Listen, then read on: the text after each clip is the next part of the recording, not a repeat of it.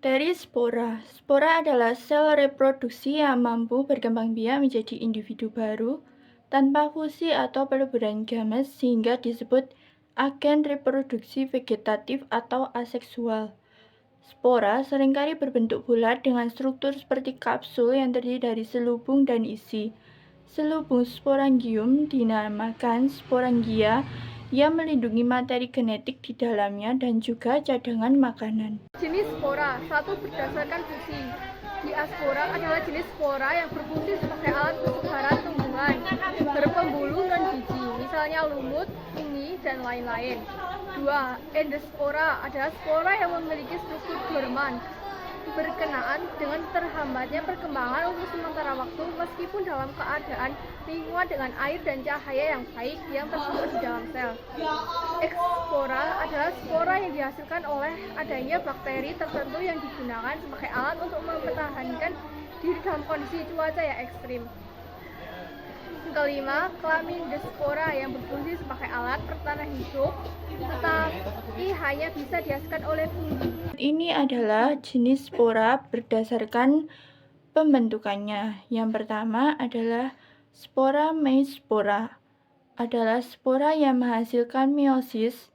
Jenis spora ini mampu menumbuhkan organisme haploid atau tumbuhan lumut dan paku air yang menghasilkan spermatozoid dan sel telur.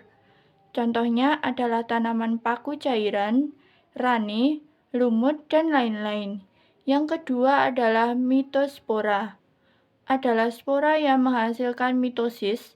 Jenis spora ini tumbuh menjadi protalus yang setelah dewasa akan menjadi bentuk protalium. Contohnya adalah tanaman paku-pakuan dan fungi. Selanjutnya adalah pewarnaan spora. Dalam pengamatan spora bakteri diperlukan pewarnaan tertentu yang dapat menembus dinding tebal spora.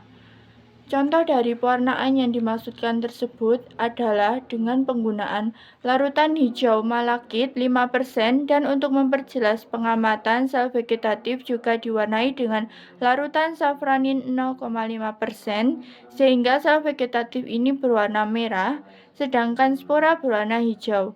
Dengan demikian ada atau tidaknya spora dapat teramati. Bahkan posisi spora di dalam tubuh sel vegetatif juga diidentifikasi. Namun ada juga zat warna khusus untuk mewarnai spora dan di dalam proses pewarnaannya melibatkan proses pemanasan, yakni spora dipanaskan bersamaan dengan zat warna tersebut sehingga memudahkan zat warna tersebut untuk meresap ke dalam dinding pelindung spora bakteri. Metode pewarnaan. Pewarnaan spora, metode Safran-Fulton. Cara kerja. 1. Bersihkan objek gelas dengan alkohol agar bebas lemak. 2. Buat sediaan dari biakan yang ada secara aseptik. 3. Keringkan di udara. 4. Lakukan fiksasi di atas api bunsen. 5. Letakkan preparat atau sediaan pada rak pengecatan, lalu tetesi dengan 2-3 tetes cat malachit green 5% dari biakan 1 menit. Lalu dipanaskan di atas lampu bunsen selama 30 detik atau sampai timbul uap. Jangan sampai mendidih atau preparat menjadi kering, lalu dinginkan, cuci dengan air mengalir.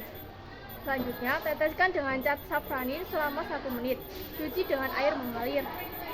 Dan preparat atau sediaan dikeringkan di udara. Baca pada mikroskop dengan perbesar 100 kali dari immersion oil.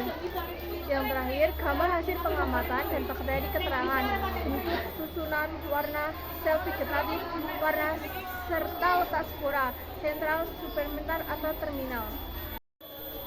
Metode pewarnaan yang selanjutnya adalah pewarnaan spora metode Bartholomew-Mittelware.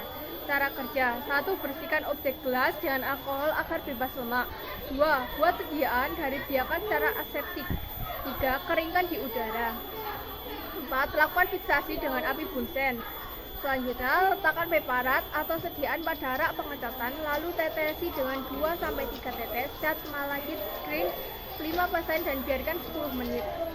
Cuci dengan air mengalir. Dan tetesi dengan cairan cat safranin selama 1 menit, cuci dengan air mengalir. Yang terakhir, preparat atau sediaan dikeringkan di udara, baca pada mikroskop dengan perbesar 100 kali dan immersion oil, gambar hasil pengamatan dan diberi keterangan bentuk susunan, warna sel, vegetatif, warna serta letak spora, sentral, subterminal, atau terminal.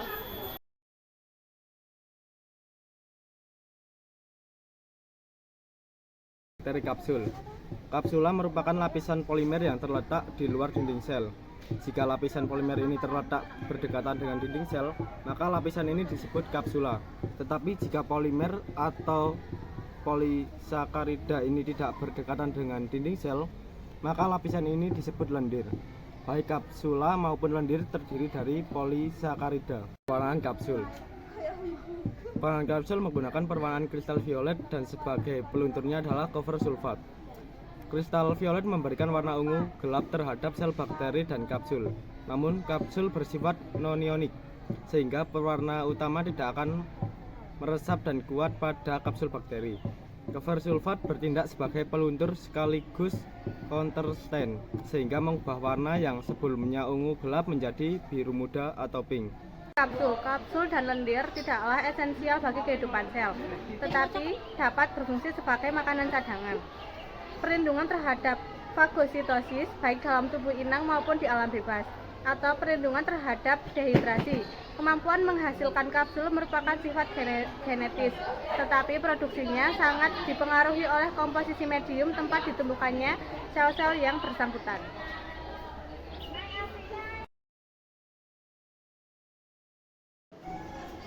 Flagella. Bakteri flagella adalah salah satu metode pewarnaan struktural yang digunakan untuk mewarnai flagella bakteri.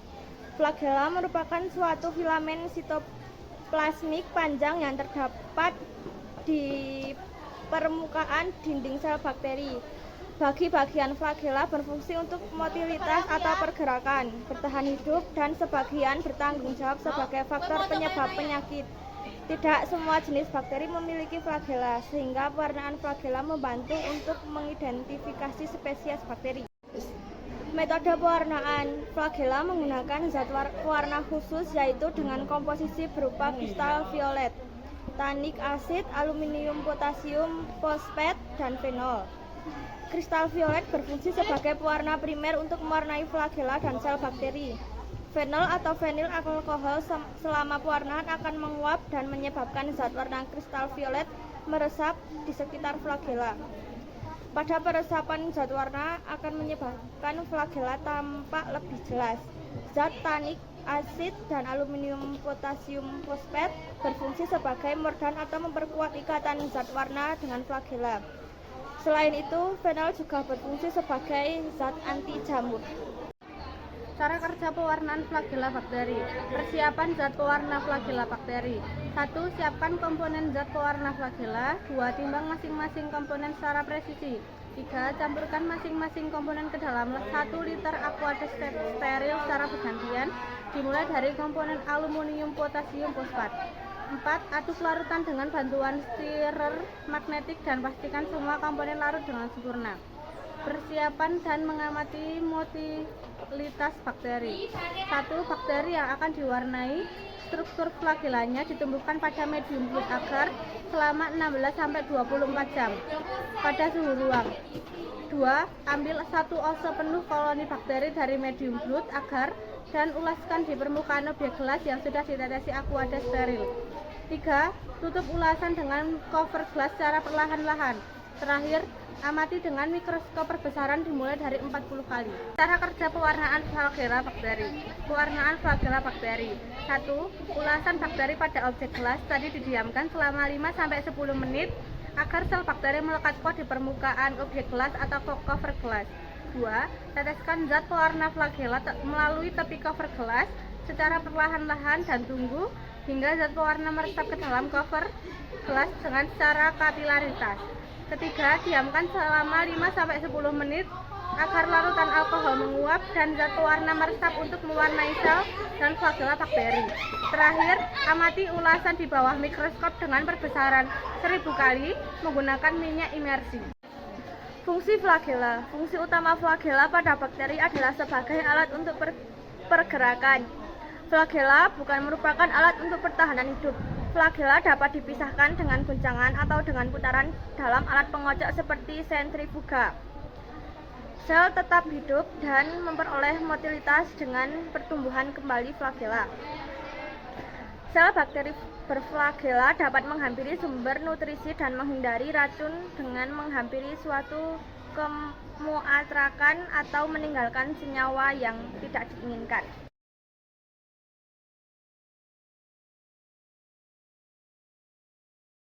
Granula adalah bakteri kecil dan halus yang terdapat dalam sel. Contohnya, dalam sel darah putih ada yang mengandung granula yang disebut kelompok granulasid dan ada yang tidak memiliki granula.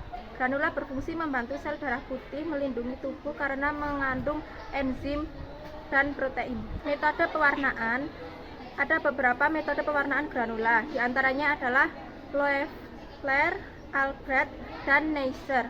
Dari 3 metode tersebut, metode yang sering digunakan adalah metode Neisser. Sedangkan metode Albrecht dan Loeffler kurang populer karena tidak diajarkan pada praktikum mikrobiologi. Tetapi pewarnaan metode Albrecht sering dibahas pada buku-buku terbitan WHO. Granula metakromatik disebut juga granula volutin.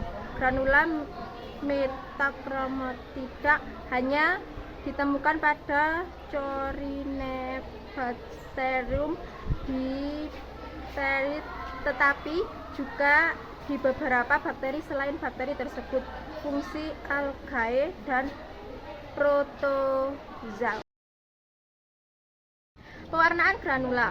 Cara kerja pewarnaan granula dengan metode Neisser. Buatlah kesediaan kuman pada gelas objek, fiksasilah dan tunggu sampai dingin. Tuangkan Neisser A, biru metilen 0,1 gram, alkohol 96%, 2 ml, asam asetat pekat 5 ml, dan aqua 95 ml. Dan Neisser B, kristal violet 1 gram, alkohol 96%, 10 ml, dan aqua 300 ml pada kesediaan kuman dan biarkan selama 1 menit. Buang sisa Neisser A dan B dari gelas objek. Tuangkan Neisser 2 gram dan aqueous panas 300 ml pada kesediaan dan biarkan selama 1,5 menit. Buang sisa Neisser C dari gelas objek. Keringkan dengan kertas pengering.